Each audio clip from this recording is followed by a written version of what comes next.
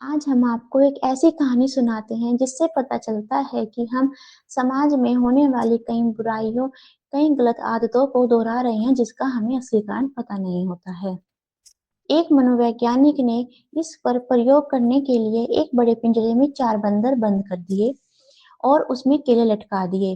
केलों तक पहुंचने के लिए केवल एक सीढ़ी थी।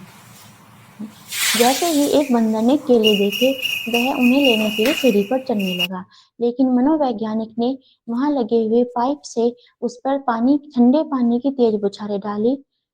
तेज बौछार डलने से वह बंदर नीचे गिर गया और वह बौछारें बाकी नीचे बैठे हुए तीनों बंदरों पर भी पड़ गई। तीनों बंदर ठंड से सिकुड़ गए और उन्हें डर लगने लगा। थोड़ी देर बाद दूसरा बंदर भी सीढ़ी पर चढ़ने लगा और जैसे ही वह सीढ़ी पर चढ़ा, पाइप से फिर से ठंडे पानी की बौछारें गिरने लगी। फिर से वही हुआ, तीनों बंदर ठंड से सिकुड़ गए और वह बंदर नीचे गिर गया।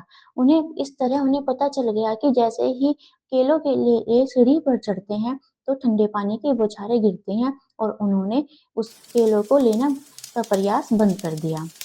अब मनोवैज्ञानिक ने एक पुराने बंदर को बाहर निकाला और उसकी जगह नया बंदर बंद कर दिया। नए बंदर ने जैसे ही केले देखे, तो वह भी सीढ़ी पर चढ़ने लगा लेकिन उसे नहीं पता था कि यहाँ ठंडे पानी की बौछारें चलती हैं। बाकी 3 बंदरों को पता था। मनोवैज्ञानिक ने अब वह पाइप हटा दिया था, लेकिन बंदरों को इसकी जानकारी नहीं थी। जैसे ही नया बंदर सीढ़ी पर चढ़ने लगा, बाकी 3 पुराने बंदरों ने उसकी पिटाई करनी शुरू कर दी। बंदर यह सोचकर हैरान रह गया कि मैंने क्या किया। मैंने तो कोई गलती ही नहीं की, लेकिन वह फिर भी पीटा जा रहा था और उसने केले लेने की कोशिश बंद कर दी।